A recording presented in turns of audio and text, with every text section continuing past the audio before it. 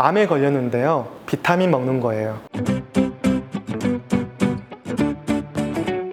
치주병은 만성질환이 많다고 했는데 급성으로 오는 경우도 있어요. 어떤 경우냐면 치주병을 유발하는 부위가 어느 부위냐면 치아와 잇몸이 만나는 경계 부위라고 했고, 그 경계 부위가 깊어진 쪽에 포켓이 만들어진다 했죠. 입구 쪽이 막히는 경우가 있어요. 세균들이 증식할 수 있는 환경도 좋아지고 이런 세균들이 빠져나갈 수 있는 구멍도 없기 때문에 급격하게 증식을 하게 되면 이쪽 잇몸이 갑자기 부어버려요. 어느 정도로 부어버리냐면 골골이 하는 것처럼 이렇게 퉁퉁 붓기도 해요. 그리고 굉장히 통증도 심하게 되고요. 근육을 따라서 퍼지는 경우도 있거든요. 알에서 발생했을 때는 턱을 따라서 이 목까지도 전이가 될 수가 있어요. 고름 덩어리가 근육을 타고 내려가서 다른 부위로 이제 전이가 되는 거예요. 그래서 심할 경우 우리 호흡기 쪽까지 가게 되면 숨을 못 쉬게 돼서 죽는 경우도 간혹 있어요. 상악에서 발생을 하게 되면 위쪽으로 타고 들어가면서 심지어 뇌까지 가는 경우도 있거든요.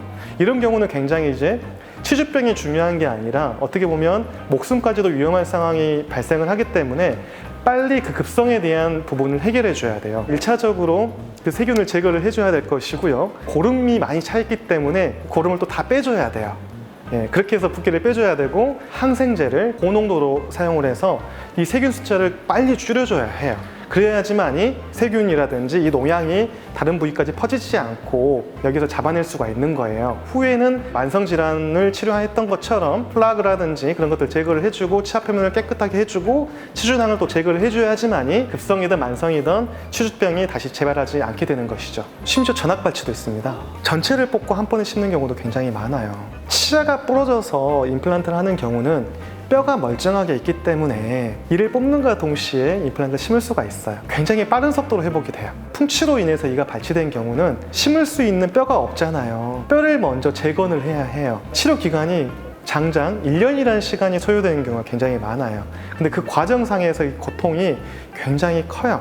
실질적으로 임플란트 한 개 같은 경우는 5분도 안 걸리게 끝나요. 환자도 사실 아프지도 않고요, 고통스러워하지도 않습니다. 하지만은 뼈이식이 들어간다든지 광범위하게 할 때는 절개하는 부위도 크게 되고 뼈이식도 해야 되고 수술하는 과정도 너무너무 고통스럽고 또 기다리는 시간도 너무 고통스러워요. 이런 걸 보면 진짜 안타까운데, 좀 그래서 미리미리 관리를 잘해서 예방을 하고 또 미리미리 끊어준다면 이렇게까지 될 일은 없다고 봅니다. 피가 나는 원인이 바로 치은염 초기예요. 세균이 침투를 하게 되면 가장 먼저 발생을 하는 게 많은 혈류가 증가가 되면서 잇몸이 붓게 되겠죠. 혈류량이 많기 때문에 약간의 자극만으로도 피가 터지는 거예요. 치은염의 원인이 된 세균을 제거를 해야 되잖아요. 깨끗하게 그 플라그 부분을 제거를 해야 되는데 과정상에서 그 잇몸을 더 심하게 건들게 되잖아요. 그렇기 때문에 피가 더 많이 나는 거예요. 플라그를 제거하는 과정이기 때문에 피가 일시적으로는 많이 나지만 양치질을 철저하게 꼼꼼하게 잘해서 일단 또 세균이 제거가 된다면 그 다음부터는 피가 나지 않아요. 왜? 세균이 제거가 됐잖아요. 그렇기 때문에 염증 반응이 사라지게 되거든요. 붓기가 가라앉고 드디어 증식되는 혈관들도 없어지게 되고 다시 안정 단계로 가죠. 세균을 잘 제거하면서 나타나는 현상이 그냥 피가 나는 거라 보시면 돼요. 그러니까 평상시 때 피가 나는 거는 되게 좋은 게 아니에요. 나는 지금 염증 상태에 있다라고 우리가 몸에서 말을 하고 있는 거고요. 양치할 때 피가 날 정도로 잘 닦아라라는 말인 거지 피가 나니까 더 좋아요란 표현이 아니라는 겁니다. 스케일링 받을 때도 마찬가지예요. 피가 많이 나신 분들이 있고 피가 덜 나시는 분이 있어요. 그럼 똑같은 원리로 적용을 해보면 염증 상태가 심하신 분은 스케일링하는 과정에서 치석을 제거하니까 잇몸이 많이 부어있다, 염증이 심하다 하면 어떠겠어요? 피가 많이 나겠죠.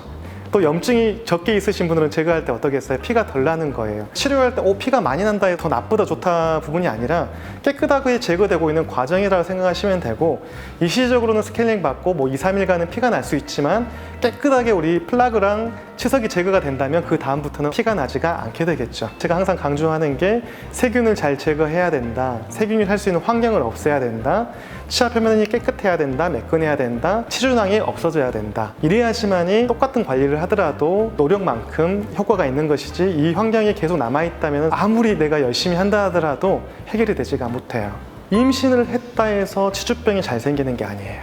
직접적으로 임신과 치주병은 연관성이 없어요. 사실 임신을 하는 시기에는 구강 관리가 소홀해지는 경우가 되게 많아요. 임산부는 영양분도 우리 아이랑 같이 나눠 쓰고 하기 때문에 그만큼 내 몸이 방어하는 힘이 약해져 있는 상태라고 보시면 돼요. 더 신경 써서 양치도 해야 되고 치석을 잘 제거해 줘야 하는데 오히려 임신 시기 때 소홀하게 되어 있죠. 그렇기 때문에 보면 임산부들이 치은염에 유발되어 있는 경우가 굉장히 많아요. 임신을 계획 중이다 하면 스케일링이라든지 구강 검진을 먼저 받아야 해요. 미리미리 우리가 예방 차원에서 치료가 먼저 들어가 줘야 한다 봐요. 환자들이 이런 질문을 하면 이렇게 답해줘요. 암에 걸렸는데요, 비타민 먹는 거예요. 원인을 제거를 해준 다음에 약을 투여하는 게 맞는 건데 약만 가지고 해결한다? 말이 안 되죠. 가장 중요한 것은 기계적으로 치주염을 유발시킬 수 있는 직접적 세균들을 제거하는 게 굉장히 중요하지, 약물을 통해서 해결하는 것은 방법이 아니라 봐요. 절대 사라지지 않습니다. 가장 좋은 건 조기 치료하는 거예요. 초기 치료를 하게 되면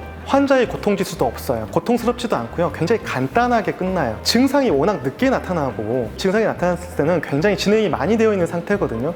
그렇기 때문에 우리가 알고 오면 이미 늦어 있어요. 제가 강조하는 건 검진이 굉장히 중요해요. 질환 단계가 있었잖아요.